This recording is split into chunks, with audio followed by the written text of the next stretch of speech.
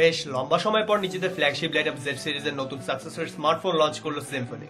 ক্রেতাদের অ্যাফোর্ডেবিলিটির কথা ভেবে লঞ্চিং প্রাইসও প্রেডিসেসর থেকে কম এবং হাতের নাগালের মধ্যেই রাখা হয়েছে।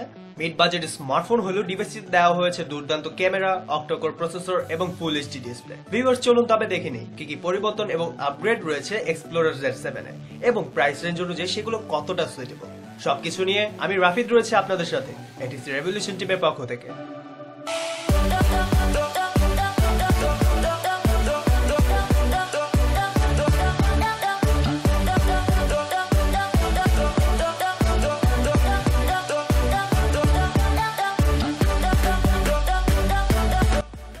Z7 স্মার্টফোনটি ফুলি প্লাস্টিক বিল্ড। যারা মনে করতে পারছেন না তাদের মনে করিয়ে দেব, Z5, Z5 Pro এবং Z6 মেটাল স্ট্রাকচার স্মার্টফোন ছিল, but Z7 totally plastic build smartphone. Side প্যানেলের প্লাস্টিক ব্যান্ডটি ভীষণ সলিড, যা স্মার্টফোনটিকে রিজিড করেছে এবং ডিউরেবিলিটি দিয়েছে। ব্যাক সাইডটি কার্ভ এবং পূর্বের মধ্যে ডায়মন্ড চেক টেক্সচার যুক্ত, সো হ্যান্ডেলিং করার সময় বেশ ভালো গ্রিপ পাবেন ইউজাররা। এছাড়া সাথে থাকা ম্যাট ফিনিশ জেলি ব্যাক কভারটি ইউজ করলে স্মার্টফোনটি আরো বেটার ওয়েতে গ্রিপ করতে পারবেন ইউজাররা।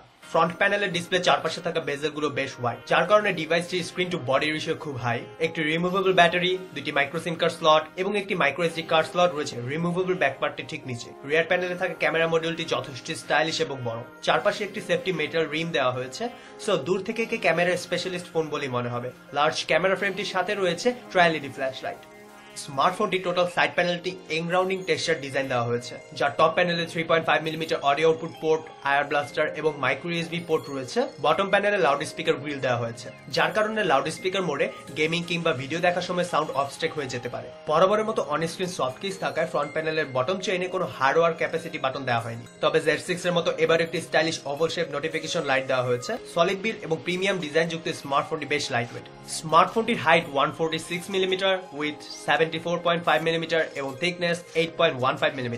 কর্নিং গরিলা গ্লাস 3 প্রোটেকশন যুক্ত 5.5 ডিসপ্লে দেওয়া হয়েছে সিম্ফনি এক্সপ্লোরার Z7 এ। ফুল এইচডি 1080p রেজোলিউশন যুক্ত স্মার্টফোনটি পিক্সেল ডেন্সিটি 400 ppi, চমৎকার শার্প এই ডিসপ্লেটি 16.8 million colour supported. Low temperature polycrystalline silicon এবং আইপিএস টেকনোলজি যুক্ত ডিসপ্লেটি ভিউইং এক্সপেরিয়েন্স চমৎকার ছিল। কালার গ্যামেট মোটামুটি অ্যাকুরেট। ডেলাইট লিজিবিলিটি পূর্বের Z6 এর তুলনায় একেবারে সন্তোষজনক নয়, আর তাছাড়া Z6 এর চমৎকার অ্যামোলেড প্যানেলটিও হয়তো মিস করবেন অনেকে। তবে হাই কন্ট্রাস্ট এবং নিউট্রাল কালার রিপ্রোডাকশন যুক্ত ডিসপ্লেটি নিঃসন্দেহে অধিকাংশ ইউজারের কাছে ভালো লাগবে। এইচডি মুভি এবং ভিডিওগুলোর ভিউইং এক্সপেরিয়েন্স চমৎকার ছিল।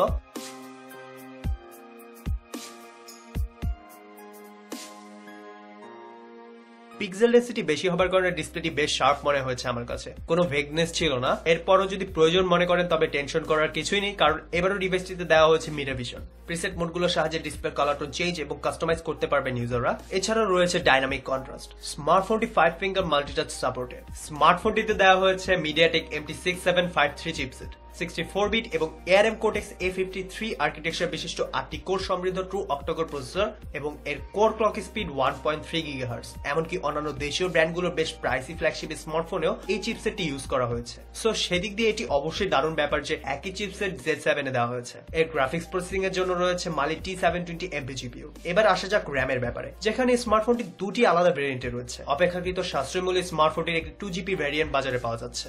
একটু হেভি মাল্টিটাস্কিং করতে চাইলে কিংবা গেমিং এর জন্য বাজেটটি একটু বাড়িয়ে নিতে পারেন 3GB র্যামের ভার্সনটি। ইন্টারনাল মেমোরি হিসেবে রয়েছে 16GB ROM. External micro SD card use করে আরো 128GB পর্যন্ত মেমোরি এক্সপ্যান্ড করা যাবে। সাধারণ কয়েকটি প্রয়োজনীয় সেন্সর রয়েছে এতে, অ্যাক্সেলেরোমিটার, 3D, প্রক্সিমিটি এবং লাইট। স্মার্টফোনটির পারফরমেন্স প্রাইসের জন্য যে দুর্দান্ত, আমি মনে করি বাজেট অনুযায়ী খুবই ভালো হার্ডওয়্যার দেওয়া হয়েছে এতে। এর ছায়া পড়েছে বেঞ্চমার্ক পারফরমেন্সও। আনটুটু বেঞ্চমার্কে স্মার্টফোনটি স্কোর করেছে 37,159, যা প্রাইসের অনুযায়ী দুর্দান্ত। নিনামার্ক 2 স্কোর ছিল 50.6 FPS। 1080p full HD display হওয়ার কারণে নিনামার্ক স্কোর কম হয়েছে। স্মার্টফোনটির গেমিং পারফরমেন্স প্রাইসের জন্য যে বেশ ভালো। এইচডি গেমস গুলো লো গ্রাফিক্স সেটিংসে বেশি স্মুথলি খেলা যাবে। ভিউয়ার্স, চলুন আমরা গ্যাংস্টার ভেগাসের গেম প্লে দেখি।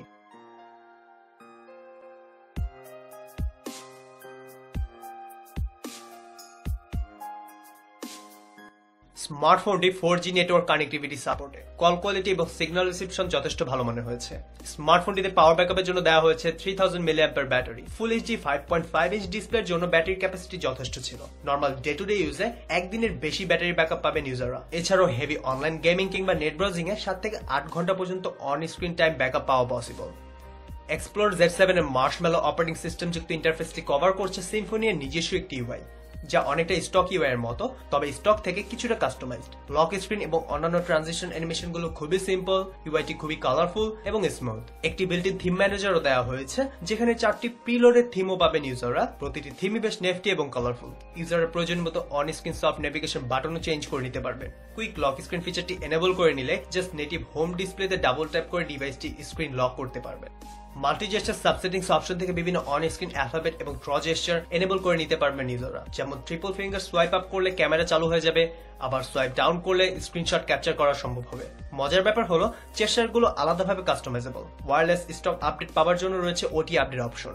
সিকিউরিটি সাবমেনুতে দেওয়া হয়েছে এন্টি-থেফট ফিচারটি। প্রাইস রেঞ্জ অনুযায়ী স্মার্টফোনটি মেইন ফোকাস এন্ড অ্যাট্রাকশন এর ক্যামেরা। ডিভাইসটির রিয়ার ক্যামেরা সেন্সরটি 16 মেগাপিক্সেল। সেন্সরটি বেশ ভালো। অটো মোডে তোলা পিকচারগুলো ডিটেলস এবং কালার রিপ্রোডাকশন খুবই ভালো। এইচডিআর মোডে তোলা পিকচারগুলো কিছুটা ওভার এক্সপোজড। পাওয়ারফুল ট্রায়ালিটি ফ্ল্যাশ লাইটটি থাকায় লো লাইটও বেশ high quality close up shot নিতে পারবেন ইউজাররা।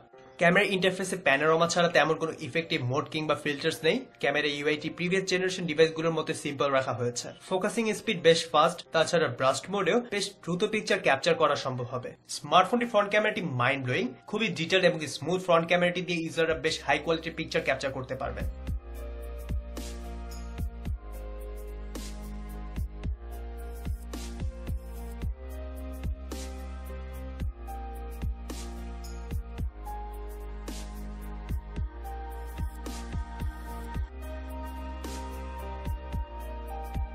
সো ভিউয়ার্স, এই ছিল সিম্ফনি এক্সপ্লোরার Z7 এর হ্যান্ডস অন রিভিউ। আপনাদের সবাইকে ধন্যবাদ আমাদের সাথে থেকে রিভিউটি দেখার জন্য। আশা করি রিভিউটি উপভোগ করেছেন। সো লাইক করুন এবং শেয়ার করুন। পরবর্তী সব রিভিউ পাওয়ার জন্য আমাদের চ্যানেলটি সাবস্ক্রাইব করে ফেলুন। ডিভাইসের পজিটিভ এবং নেগেটিভ দিকগুলো জানতে কিংবা কোনো মতামত দেবার থাকলে নিচের কমেন্ট বক্সে কমেন্ট করতে পারেন। এছাড়াও আমাদের সাথে কন্ট্যাক্ট করতে চাইলে কিংবা নিত্য নতুন প্রযুক্তি সম্পর্কিত বিভিন্ন তথ্য পেতে আমাদের ফেসবুক গ্রুপ এবং পেজে জয়েন করতে পারেন। চাইলে ঘুরে আসতে পারেন আমাদের ওয়েবসাইটে। যাবতীয় লিংক ডিসক্রিপশনে রয়েছে। সবার জন্য শুভকামনা রইল। আমরা আবারও চলে আসবো আপনাদের সামনে নতুন কোনো রিভিউ নিয়ে। Till then, good luck for you all. Feel the ultimate beauty of Android. Be with Android Toto Company because we are built in Android। প্রযুক্তির সাথে আগামীর পথে।